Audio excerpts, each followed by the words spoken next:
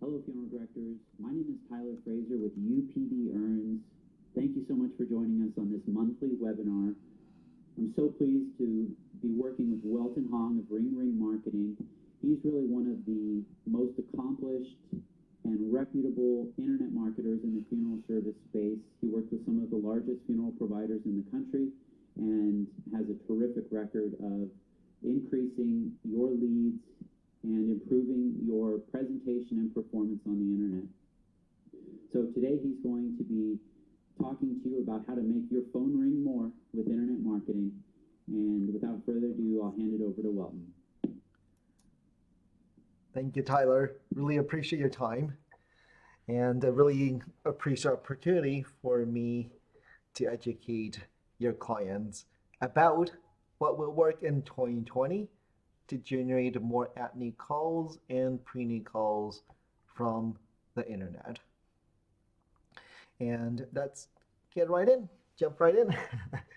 So first of all is having the opportunity to work with so many from small to very large funeral homes, and you got to be doing multi-channel marketing. If you go to MBA schools these days, a fancy word they like to throw around is omni-channel. That means you got to be doing both offline and online because they reach different demographics. And very often, offline traffic, they go online, right? If somebody saw one of your newspaper, TV, radio ad, for example, direct mail, they go online. They go on Google, they Google you, they look up your phone number, they look at your reviews, they go on your website. So these days you gotta to be doing both offline and online. And having been talking to a lot of funeral directors, there's so many different things you can do online, and they're getting confused. Their children might be asking them, hey, how come you're not on Facebook? Their funeral director friends might be like, hey, how come you're not running Facebook ads? How come you're not doing Google ads? How come you're not doing geofencing? Right? So they're getting confused. So what I want to go over with you today is a proven framework on what will work in 2020, and also to give you a little bit heads up as to what's to come. And my job here today is to help you avoid shiny object syndrome. I want to show you what's been proven. And from an online marketing point of view, or just in general, any kind of marketing point of view, you can target those who are problem aware, or to bring those who aren't aware of your service yet into awareness state. So it's very, very safe to do, to say for the at-need journey, you want to target those who are problem aware already. So let me give you an example. In the good old days, let's say 30 years ago, if you have leaky roof, in the good old days, what you do is you flip through the yellow pages, right? Go straight to R, and you go to roofing, and you'll see a bunch of ads on within the yellow pages. Now you're trying to figure out which one to call, because you're problem aware. You're looking for a plumber. But present day, what you might do is you will go on Google, most likely via this device, and you might type in roofers near me, right? And that's not that different for the families, right? If imminent needs at needs, what they might do presently, if they do not know a firm yet, they go on Google. They might type in funeral home near me. Let's say if you're a funeral home in Baltimore, they might type in Baltimore funeral homes, Baltimore cremation services. So search really is a great tool to generate more imminent needs and at needs. And then, of course, you got to have a high converting website. And we'll go over shortly a checklist as to what you got to have on your website to turn those visitors into phone calls. And ideally, they just call you. But these days, what we've been seeing is before they call you, they want to check out your online reputation. So the more positive reviews you have on Google, Facebook, and Yelp, the more likely they're going to call you. So simply to grow the at-need journey is actually digitally is very simple. Make sure you're found on first page of Google, whether paid or non-paid. I'll go over that shortly. You're targeting those with problemware, and of course you want to make sure you're found on desktop and mobile devices. And then have a high converting website and stellar reviews. Very simple. And then if you want to grow pre-needs and then also to have to start planting seeds, right? That's called intent-based branding, right? So anything offline wise, such as TV, radio, right, newspaper, all those are considered billboards. Those are considered intent-based branding ads because you're trying to plant a seed in them where you're trying to bring awareness. And that way, when they're ready, they become problem aware, then they will call you, right? So digitally, that's where social media come into play. Very often people confused. They're like, hey, I've been doing social media and I haven't seen much increase or any increase in at-need calls because social media is better suited for pre-needs or to brand your funeral home. It's not meant, right, to grow at-needs. Okay, so basically, we'll go over it in detail now. Okay, at-needs, simple. It's going to be search engine, high converting website, good reviews. Then, if you want to grow the pre-need, then it's going to be social media, right? Right, that's really social media. Okay, so let's jump right in and talk about at-needs. So it's mainly going to be search. So if I go on Google, type in cremation services San Antonio, you will see 3 distinct sections on Google and all a little bit different. So I'm going to go in detail. Right at the top, these are Google ads. Very often you hear people call this pay-per-click ads, Google ads, PPC. These are ad placement. Right below that is local business search, which is very easy to identify. There's always a map tied to maximum of 3 business listings.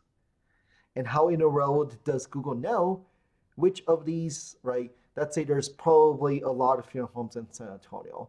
How does Google know which funeral home is the best? Of course, there's nobody from Google calling each of the funeral home and interviewing them, right? That does not happen. Anytime, actually, if anybody from Google calls you, it's so, right, easy just to hang up because those are all fake phone calls from Google. Those are spam phone calls, robocalls. They're not from Google, okay? And then right below that is organic search. Very often you might hear people call this SEO, search engine optimization. So what I want to really deep dive is look at each of these sections here. Paid and 2 sections that's non-paid. Local business search and organic. These are non-paid. So let's talk about the paid ads first. So if you look at Google Ads, there's maximum of 4 ads right at the top. There's only 4. And if you look at how this is shaping out, is we all know Google is a for-profit business, right? It's not a non-profit organization. So it really is working hard to make sure more consumers are actually clicking on these ads. Thus, you can see these ads are getting bigger and bigger to the point it is pushing the map listing, which is non-paid, further down, right? One more example here. If I type in Chicago cremation, now you will see, right? 3 ads, but look at this. This is all the way further getting pushed down the non-paid section. What's even worse is mobile device. If I do a mobile search typing in funeral home San Antonio, you'll see the first thing that you'll see are ads. And that first ad take up the whole real estate. So unfortunately, even Google is becoming a pay to play model now, right? And that's what a lot of discounters do is whenever they open it up, they throw right Google ads and then start making their phone ring. And people typically do not click around for fun for funeral related services, right? Cremation San Antonio, you'll see these are just ads. Now you have to swipe a couple swipes down before you actually see the non-paid section, the map and organic search. And I'm not loving this, by the way, right? As a consumer, I don't like this. All I see are just ads now. But, right, Google needs to make money. So how do these ads work? First of all is you got to target wisely because you're paying for these clicks. You're not paying whenever the ads show up. You're paying whenever somebody click on your ad. But even that, you want to make sure you're targeting wisely. You should only be targeting those very, very niched keywords, such as funeral home near me, cremation near me, the near me search terms. Also the city-based search terms, such as funeral homes, San Antonio, cremation, San Antonio. On top of that, targeting wisely, you want to target by geography. For example, you can target as small as 1 mile radius. Typically, most funeral homes, they might do a 5-mile radius from their funeral home. Or you can target by zip codes or open it up as much as you want by city names or counties. It doesn't cost you anything extra to grow in territory. So typically we advise start small as it works, keep expanding as you go. And if you have a traditional funeral home and you now also have a separate discount brand, right? That's totally separate, a discount brand. And if you don't want to compete with your existing firm, then you can also exclude your existing territory and only run ads outside of that radius. Then, of course, you want to carve out irresistible ads for people to grab people's attention. Then once they click on your ad, you want to send them to the right page within your website. So the framework is from the keyword they type in to the ad they see to the page they land on. Everything should be in sync for optimal conversion, right? If you're looking for cremation, the ad they see should be about cremation. The page they land on should be about cremation. So overall, Google Ads, it's a great way to generate at-need calls, right? Because most likely imminent needs, they're not, right? If they do not know a funeral home, they're going to grab this tiny little device. They might type in funeral home near me. And with Google Ads, you can turn on or off at any given time. You can laser target, right? Based on keywords and location. That's very cost effective. And overall, of course, can measure to know whether it's working or not. Next, let's move on to the non-paid section. I love the free stuff, okay? Let's talk about the non-paid section now. Non-paid section, again, typically you have ads up here, and then right below that, you will see local search here. It's very easy to identify. There's always a map tied to maximum of 3 business listing. Only 3, right? Again, how does Google know? So before we go over the algorithm as to what dictates who should be ranked in local search, it's besides just getting ranked in the 3-pack, in the industry we call this the 3-pack, besides just getting ranked in the 3-pack, it's all based on reviews, right? These 3 businesses, which of these would you call first? Most families will call Oak Hill because it has the most amount of positive reviews. even though Brown Ronald is right at the top, I'm not going to call them, right? They're 3.7 stars. So once you're ranked in local search, you're exposed, right? Your reviews dictates whether they're going to call you or not. So we're going to talk a little more about reviews shortly. But there's really 3 core algorithms that Google looks at to see who should be ranked on first page of Google. First is going to be how complete is your business listing on Google. Each of your business, each of your physical location will have a directory page, will have a Google listing, and you got to make sure you fully complete, right, the listing. And it's very easy to update your listing. You go to google.com/business, google.com/business, and you can update your listing. Make sure your name, address, phone number is all accurate. Make sure you set your hours of operation to be 24/7. This is so critical.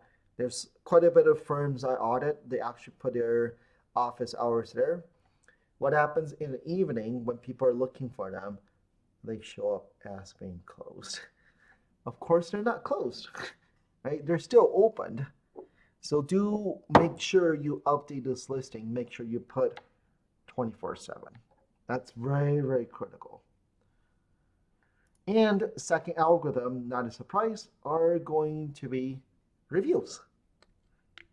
And the reviews still only account for about 30% of the algorithm. But bet you Google is going to be more and more heavily weighting based on the reviews. It just doesn't make a whole lot of sense. Why in the world would Google promote a subpar business? So this algorithm, reviews are going to get more and more heavily weighted. So again, first algorithm is how complete is this listing. Make sure you go on google.com/business and update this, right? Update more photos. Minimum you need 10. Second is reviews. Third is something called citations. Citations mentioning of your name, address, and phone number across different directories. So the reason Google adopted this is it wants to stop spammers for opening a bunch of fake locations. So for example, plumbers typically do this in the good old days because plumbers, they serve multiple cities around their physical location. So what they do is they get fake PO boxes, they get mailboxes, etc. They just get fake addresses.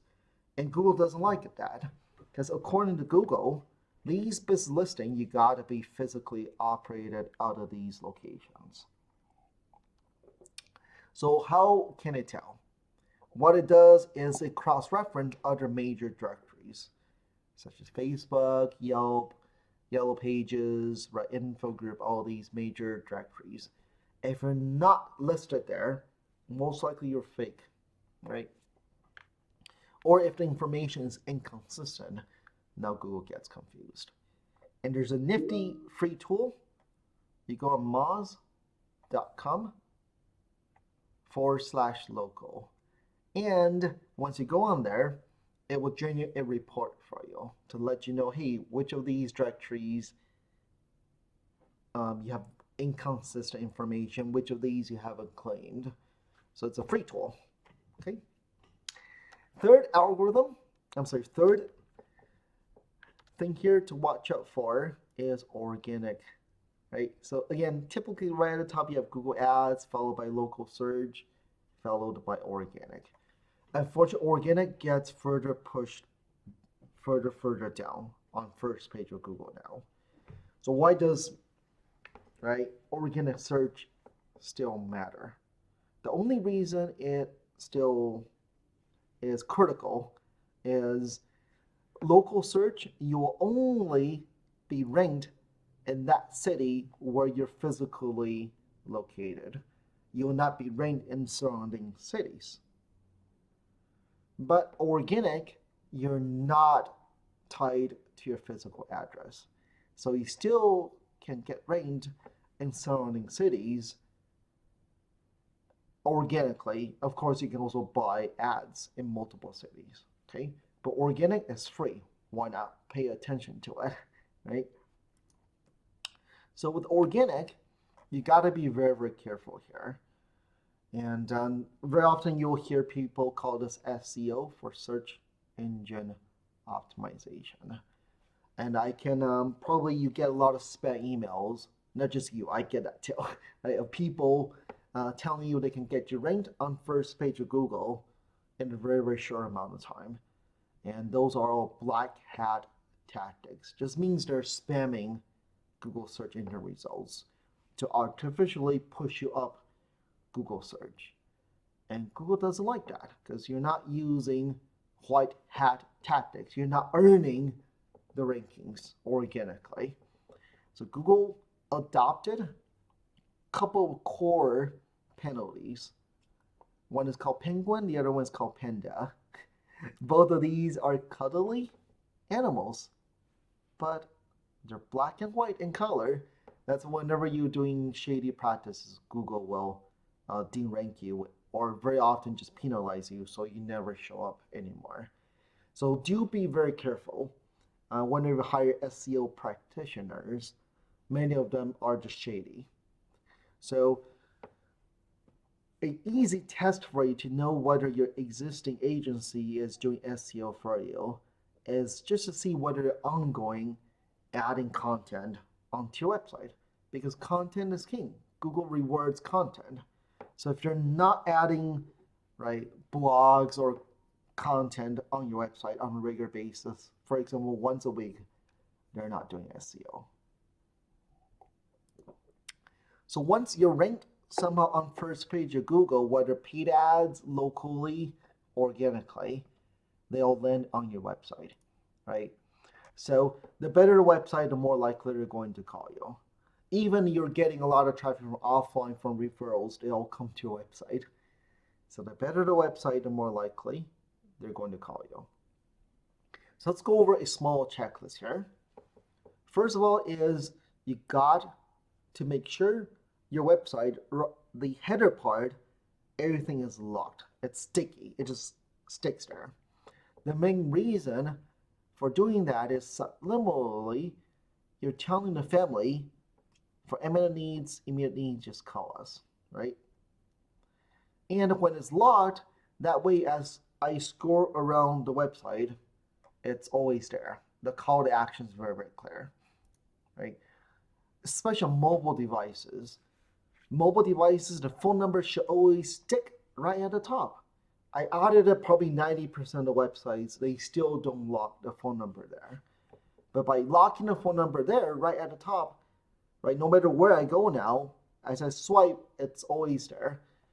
It's subliminally telling me, just tap this and call us. So gotta make sure your phone number is sticky right at the top. Next, of course, the faster the website loads, the higher the user experience.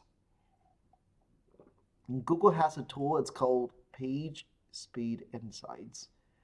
And it's free. You just type in your domain name, it will tell you how fast is your website loading. Again, the faster the website loads, the higher the user experience. The third thing you gotta have on your website is how are you different? Your unique selling proposition. How are you different? Because when I come to your website, ideally, you already tell me, wow, you're different. Now I don't have to exit out of your website, go onto your competitor's website to see how you're different. So just to drive the message across, if I go on Brock, doors and windows, right away I know how they're different. 85,000 installations, 29 years, 100 employees, serving greater Toronto area, thousands of happy customers, right? So right away, subliminally, I'm like, wow, Brock, they're big, right? A lot of people love them.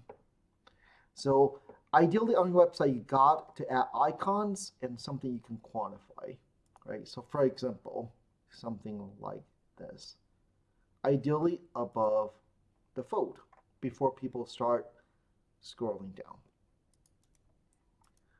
And unique selling proposition-wise, also on your website, you might want to consider if you're dealing with a lot of discounters that are doing bait and switch practices, then consider adding a table on your website and just put check marks as to why you're charging, for example, $1,200.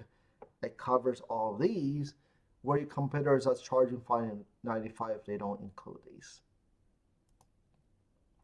And the more credibility signals you can put on your website, the more likely they're going to call you.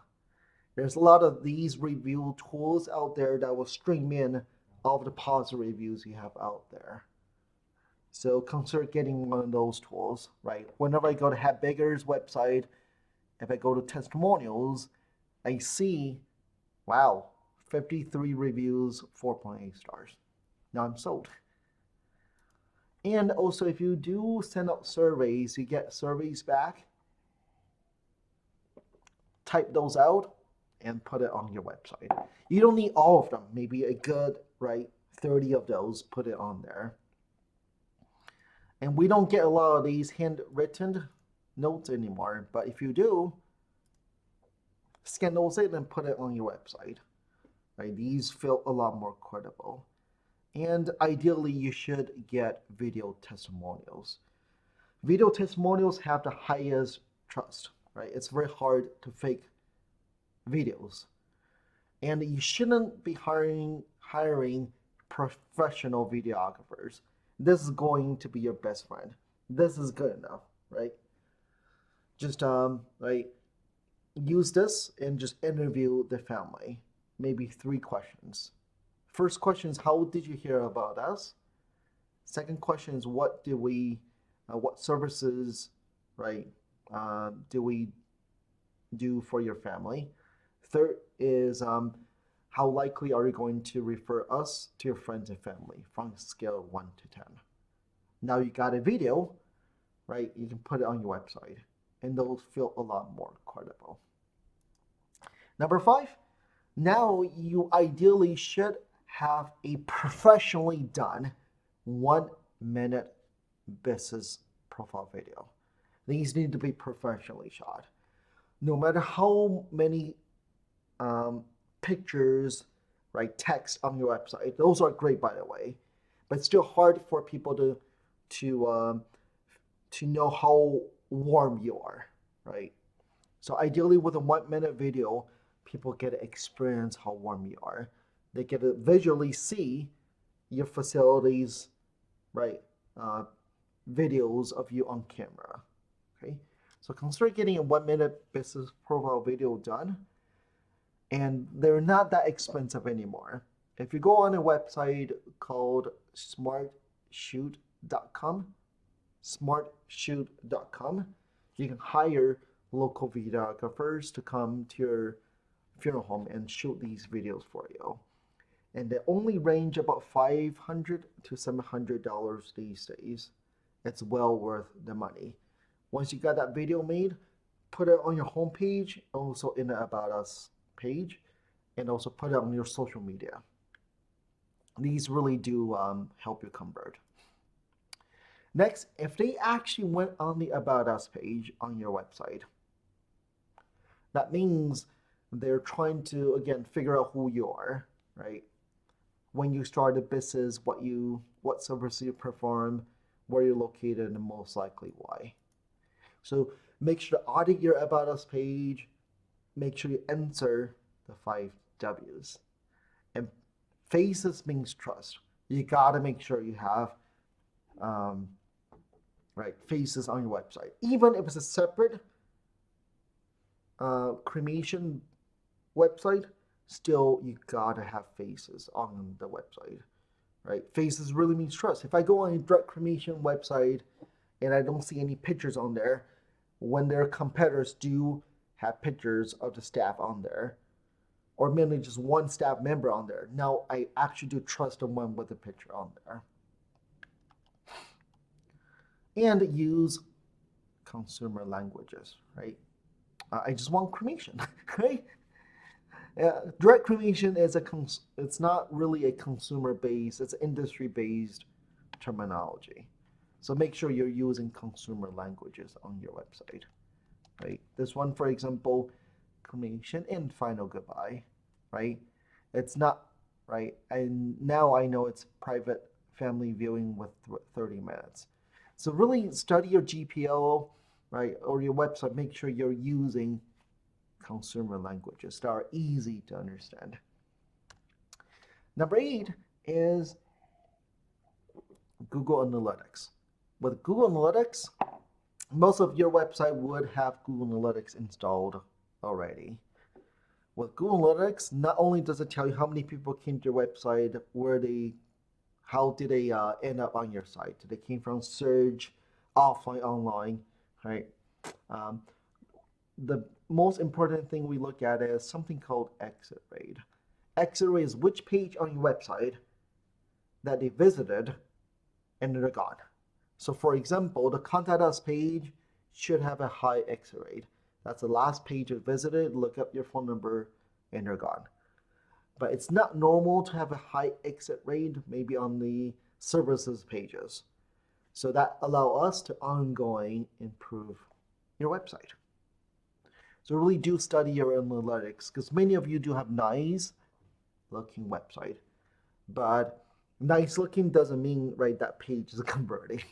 That's how you can, again, ongoing improve your content.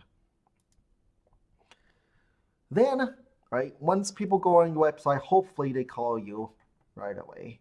But very often they check out your online reviews. So, right, Google yourself, right? That's very, very simple. Just Google yourself and you will see very often these days, and that's what consumers do. They just, very often, they Google you, simply just look up your phone number.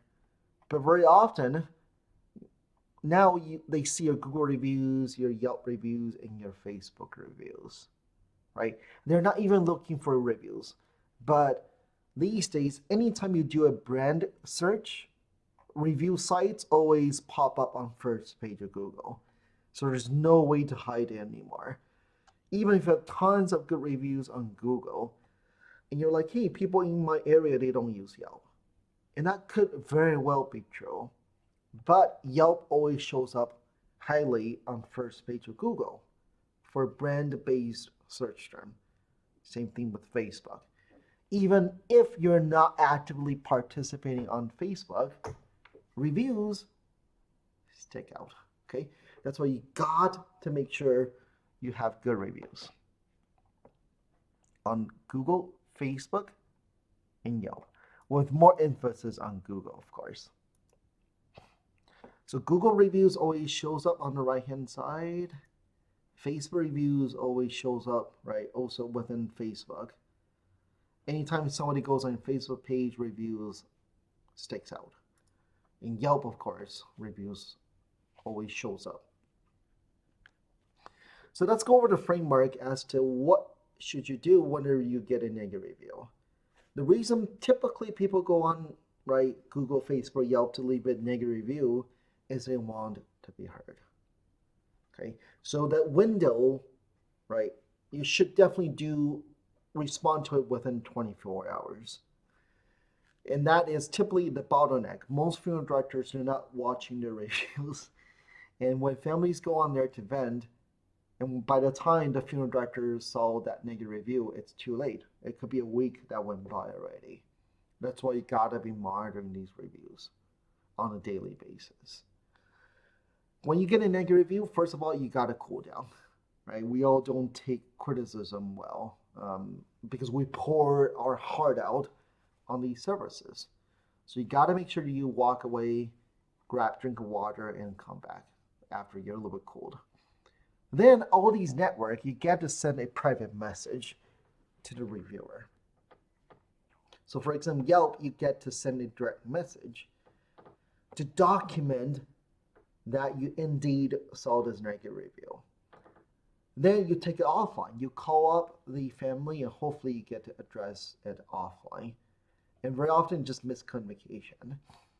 Once they're happy, very often, you gotta trust me, very often once you're able to address this offline, they will come back on Yelp, Google, Facebook, they'll move it up from 1 star to 5 star.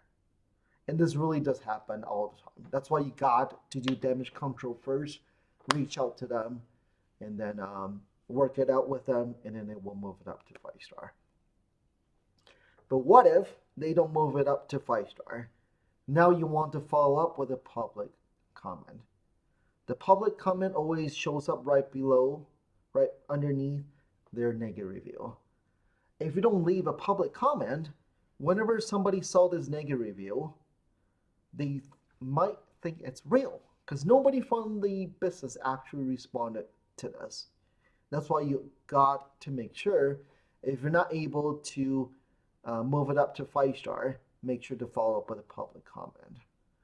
Then step 3 is you get to flag it. Right below or right beside all these reviews, there's always a little flag there. You can flag it, and then now Yelp, Google, Facebook, they become the judge. Okay? And typically they will not take it down unless they know you actually reached out to the families. That's why sending a private message, you're documenting to Yelp that you did indeed reach out to them. So negative reviews. Positive reviews, there's a lot of ideas that you can use, is to ask for reviews. But what I would say, this is going to be the most critical. You got to call, have the funeral director call after the service. That phone call is so critical. That phone call, the objective of that is to figure out whether they're happy or not. If you're not happy, you just stopped a negative review from going online, right? You just stopped it, right? And the family will appreciate that you reach out to them and address it offline. So that phone call first always identify who is not happy. But if you know they're happy, then you can gently just ask them over the phone. Really appreciate if I can send you a email with a link for you to give us a feedback. That link sends them to the Google page, and they can leave a review there. And right, remember I said leave a feedback and not leave us a review. Feedback, now they're more like you're not bribing them. Now they'll go on there and leave you a positive feedback. Okay. And of course, there's survey tools out there. These tools, typically what they do is after a survey is done, you just enter in their name and email. It'll automatically send out an email on behalf of you. Once they open up the email, that's thumbs up or down. If they hit thumbs up, and now you give them multiple choices as to where to leave your reviews. If they hit thumbs down, now you know they're not happy. Now they can just contact you right away. So if you look at a lot of your competitors, if they have a lot of reviews, typically they're all using these survey tools. And the at-need journey, of course, right? Again, very simple. Make sure you're found on search, right? Good, high-converting website, tons of good reviews that will drive phone calls. And of course, you want to make sure that your team, whoever answers the phone, knows how to answer the phone, how to deal with these price shoppers. And there's a couple resources. NFDA, if you reach out to Lacey Robinson, she has webinars or live training at seminars. At a convention, she typically does like how to deal with price shoppers. Julie Byrne also does that as well. But make sure you're training your team, you're role playing with them, you're giving them some bullet point checklists on how to deal with price shopper calls. Next, let's talk about intent-based branding. And that is all of the top of the funnel, right? Because not too many people will wake up and go on Google and type in pre-plan my funeral. That really rarely happens. That's why all these marketing ads up here on top of the funnel, you're trying to bring them from an awareness state into awareness state. Unaware to awareness. That's what Facebook marketing, Facebook ads, display ads, banner ads, right? That's what they do, right? That's the purpose, right? When somebody drive by a billboard at that given moment, they don't need your services, but you're just building top of a mind awareness about pre-planning. Come to us later for pre-planning, right? So really, again, if you want to increase your ethnic calls, search is better suited for that. Social media, banner ads, things like that, digitally, those are mainly to bring those who aren't aware of you into awareness state. So let's deep dive and talk about social media. Social media, there really is, if you want to do social media the right way, there's something that we call the social success cycle. There's 4 quadrants. You always got to start out with quadrant 1, which is social listening. Social listening has got to be monitoring and responding to comments. Anytime somebody leave a comment on your social media account, whether positive or negative, you got to respond to it right away. Right? So kind of think it as a way you got to be always be listening for what are people talking about your brand. And if you do not have an agency doing this for you, you should assign somebody within your staff, ideally a millennial. They're on this all the time. Have them be the community manager. Make sure they're monitoring, right? They're doing social listening for you. Next quadrant is social influencing. Social influencing is what most funeral homes worry about, is what type of content should you be posting on a regular basis to get engagement. So we'll talk a lot more about this. Next quadrant is social networking. Social networking in a traditional sense, that's what PR does.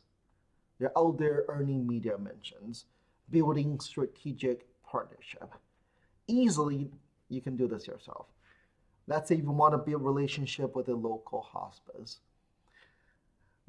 It's so easy. You start following them on social media.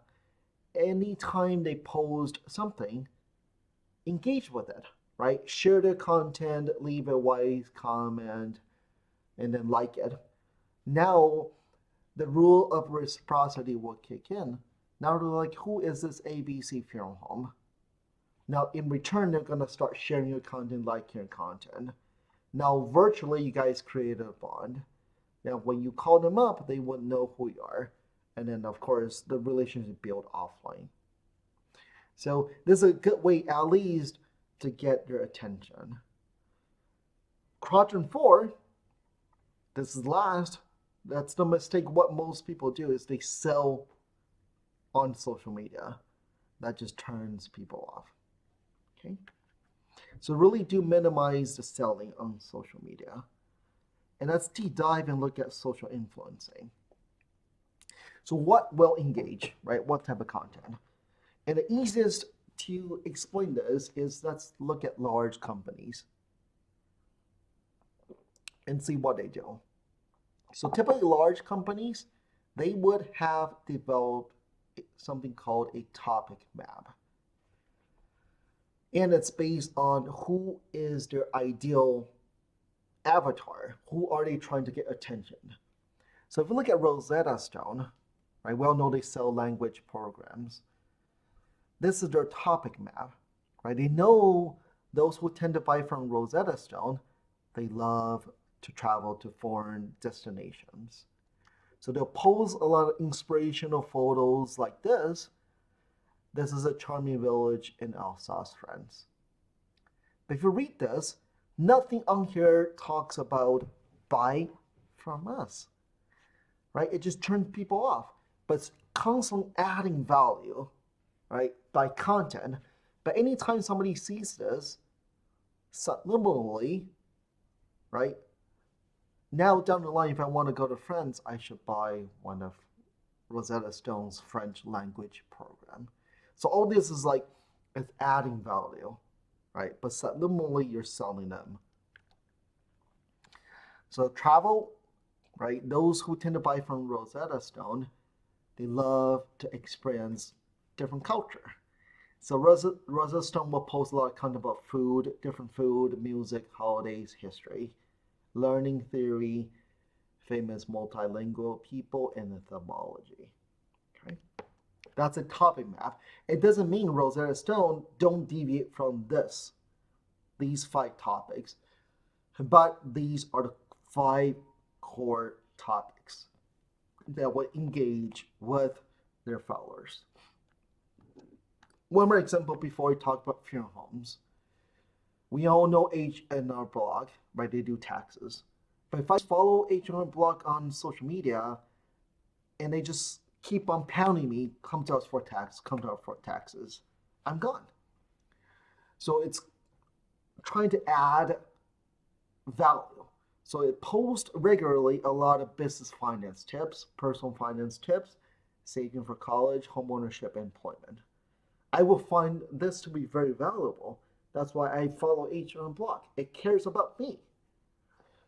Then down the line, right, anytime I engage with one of H&R Blog's content, normally I will be like, if I need tax advices, I should go to H&R Blog. So let's talk about funeral homes. The mistake of funeral homes is constantly publishing a lot of content, and that is reminding them about they're gonna die, right? So for example, it doesn't mean you shouldn't be doing this, right? Majority of the content most funeral homes publish is pre-planning, grieving, all these type of content. That turns consumers off because they don't want to be constantly reminded they're gonna die. So what should you do? The demographics you're trying to reach, trying to engage with you, are going to be the AARP crowd, right? The AARP crowd, if you follow AARP's Facebook page, right, their followers are not different than yours for pre-planning purposes. You're trying to reach the same exact demographics. So if you reverse engineer what AARP does, these are the 5 topics. They publish a lot of content about healthy living tips for seniors.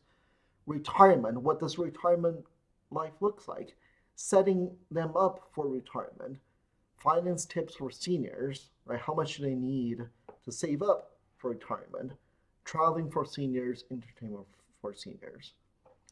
And this might seem a little awkward coming from a funeral home. It's actually not. If I'm a senior, if I see a healthy living tip coming from Acme Funeral Home, I'll be like, wow, Acme Funeral Home, they really do care about me. Then I will share the content, right? It doesn't mean you don't publish content about pre-planning, but 90% of content should be goodwill in nature. 10% will be a little bit selling messages. And the big 3 platform will be Facebook, Instagram, and Twitter, with a little more emphasis on Facebook. For that AARP crowd, they're more on Facebook. And Facebook ads, right? These are Facebook marketing. You're publishing content. But you got these days, the organic reach is lousy on Facebook. What that means is, let's say you have 100 followers. Every time you post something on your funeral home Facebook page, you would expect that they all should be seeing your content, those 100 followers. But that's no longer true. Last year in 2019, organic reach was down to 5% already. That means if 100, right, 100 followers, only 5 of them will see your post. That's like nothing. Because Facebook is favoring friends and families' content to be showing up on the user's feed first versus commercial intent. So if it's commercial intent, you have to pay for the engagement these days. So these days, unfortunately, every time you post a content, you should be boosting it. But boosting is not to gain more followers. Boosting is to make sure your existing follower are seeing your content. That's when we boost, our main focus is boost to those who already liked your page. So now organic reach, right, which was only 5%, now maybe by putting in just a couple bucks, more of them will see your content.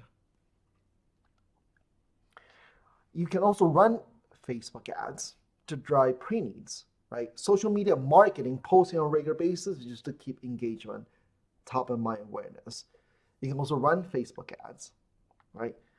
If you look at what Precoa does, right, they are very, very successful, right? They will run Facebook ads, right? Running with for example, a pre-planning guide, a checklist, sending families to a page, a landing page, and they will fill out the information. But these are not super hot prospects. Precoa, they got a call center. Of course, they can start warm calling the families. But what we advocate a little bit more is slightly different. We only want a little hotter leads. So for example, run Facebook ads. Easily you can do this yourself, okay, by the way. You can run Facebook ads, but the ad should already spill out plan ahead, right? And run the ads to those who are 65 and plus, who are women, right? And for example, a mile radius. So you're only running this to a small demographics that will tend to buy pre-needs. Right? You can see these ads easily. Again, you can do this yourself, right? People love these ads, engage with that. And you send them to a landing page, okay? In the landing page, if you look at Precoa, it's mainly just a field to download a guide. But from all the tests we have done, you probably only want a little bit warmer, hotter leads who want pre-planning done right away. Or then you want to make sure the the landing page actually is long form copy. You really are touching their emotion. Why pre-plan? Why pre-plan? Then we purposely put the form all the way down here because we only want those who are serious. Okay. And with Facebook ads, the mistake is to keep running these Facebook ads, right, forever. These ads, you probably should only run it up to 30 days because there's only so many people that's 65 and plus who are women in these, right, geography. If we keep pounding them, they get turned off, okay? So if you're running Facebook ads, just make sure to run it for 30 days. Pause it unless you change it now. You're promoting a seminar. You're promoting something differently.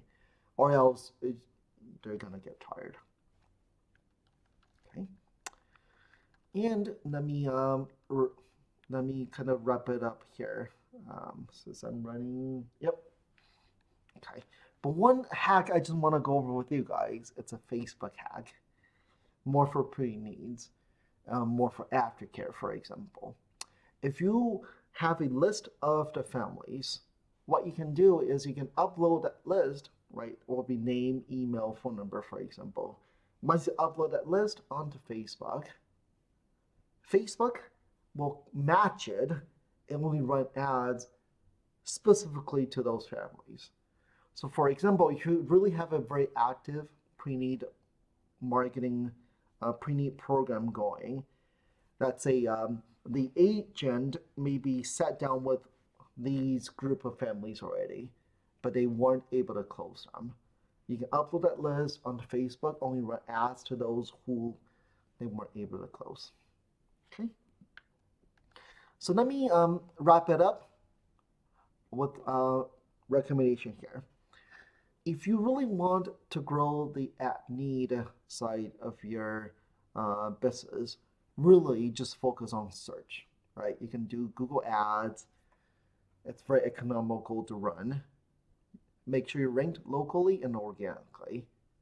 And the low-hanging fruit really is going to the website because a lot of people are coming to your website already.